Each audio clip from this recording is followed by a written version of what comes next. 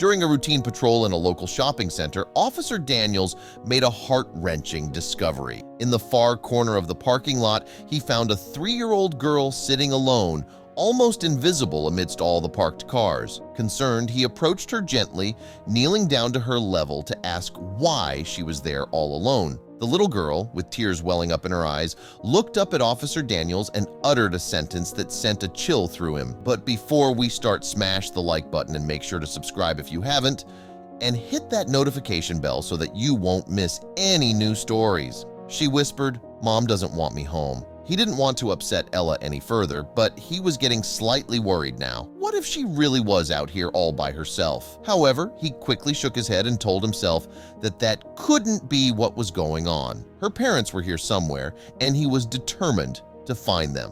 "Let's go take a walk, okay?" He reached out his hand for Ella to take it, and together they walked into the shopping center. He took her to the control room and explained the situation to the information officer who was on duty. The officer made an announcement about Ella being lost and requested her parents to come to the information center right away. "Don't worry, I'm sure they'll be right here." Upon hearing this, Ella's face fell and she repeated again, "No, Mommy doesn't want me." Jason and the information officer exchanged worried glances, unsure of what to do. They decided to wait there a bit longer, and the officer repeated the announcement another time. However, no one showed up. Besides, the security cameras only showed empty corridors. The shopping center was about to close. Luckily, he was able to distract Ella, and she seemed to actually enjoy counting all the yellow cars that they came across on their way to the station. Once they arrived there, one of Jason's colleagues, Michelle, was already waiting for them outside. Jason didn't have any kids, but Michelle did, and he thought Ella might feel more comfortable with a woman too. Michelle also happened to keep some of her daughter's plush toys in her office, and as soon as Ella heard about those, she was really excited to see them. So, Michelle cared for Ella as Jason tried to track down her parents. He really needed to find them. He checked every database and looked into all the missing person reports, but he found nothing useful. He needed to dive deeper to follow the scant clues he had. Returning to the footage, Jason squinted, seeking any overlooked detail. As the grainy images played, he looked for anomalies, for signs of human interaction with Ella. Led by Ella's words, Jason embarked on a quest to locate the house with blue doors. He combed through the neglected corners of the town, his eyes searching for that distinctive hue. The task felt like looking for a needle in a haystack, but the thought of unraveling Ella's past spurred him on, driving him through the winding, forgotten streets. In a forlorn part of town, Jason's perseverance paid off. There it stood, the house with blue doors as Ella had described. But it was not the warm, welcoming place he had hoped to find. The house was deserted, windows boarded up, the garden overgrown. A palpable sense of abandonment hung over it, as if the house itself was a forgotten memory. The silence within the walls of the empty house was profound. As Jason stepped inside, he could almost hear the faint echoes of a once-lived life. Each room told a story of neglect, the peeling paint and dusty surfaces speaking volumes of the life that had once filled these spaces, now so starkly silent and desolate. It was as if the family had left in a rush, leaving behind a snapshot of their life interrupted.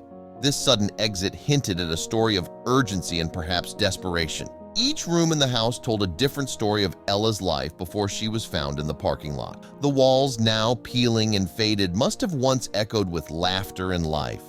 Dust-covered toys and small clothes littered the rooms, each item a silent testament to the child who once lived there, played there, and called it home. The dilapidated state of the house mirrored the turmoil that must have engulfed Ella's family. Broken furniture, cracked picture frames, and the overall disrepair spoke of decline and distress. Jason felt a turmoil of emotions as he thought about Ella. There was a profound sense of connection and responsibility that he couldn't shake off. His role as a police officer had brought many cases his way, but none had touched him quite like this. Ella's vulnerability and resilience had etched themselves deep into his heart, fueling his resolve to help her. The rumors of the parents' sudden departure left Jason with more questions than answers. What had driven them to such a drastic step? Was there more to their story than the financial and social struggles the neighbors spoke of? These shadows of the past, loomed large, making the mystery of Ella's situation even more complex and heart-wrenching.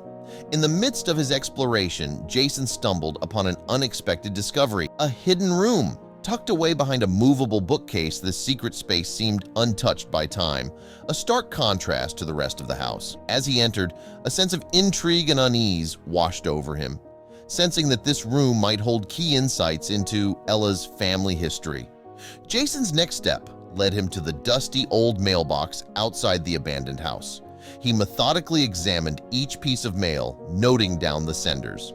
Amongst the usual bills and junk mail, he searched for any correspondence that might offer further insight into the family's sudden disappearance and Ella's current predicament. Among the assorted mail, Jason discovered several letters from a local women's shelter. This finding piqued his interest. It was a tangible link to a support network for women and children in distress.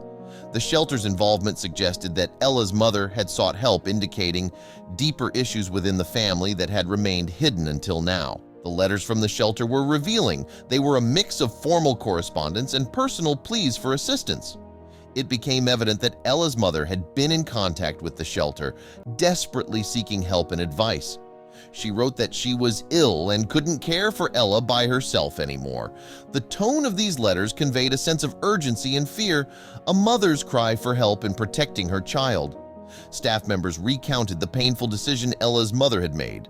With her health deteriorating and options running out, she left Ella in the parking lot of the shopping center, hoping someone would find her and give her a better future. It was a desperate, last-resort decision by a mother who saw no other way to ensure her daughter's safety. During his visit, Jason also inquired about Ella's father. The shelter staff had little information, but what they knew wasn't promising. They believed he had been involved in illegal activities and had disappeared. This revelation added another layer of complexity to the case, shedding light on why Ella's mother might have felt so desperately alone in her struggles. The stark reality of Ella's abandonment became painfully clear to Jason. Left alone in the world, first by her mother's tragic demise and then by her father's absence, Ella's journey was one of profound loneliness and vulnerability. The weight of this realization settled heavily on Jason, reinforcing his commitment to ensure a better, safer future for Ella. The story culminates with Jason, now Ella's godfather, reflecting on their journey. He thought about the profound impact Ella had on his life, transforming him in ways he never anticipated.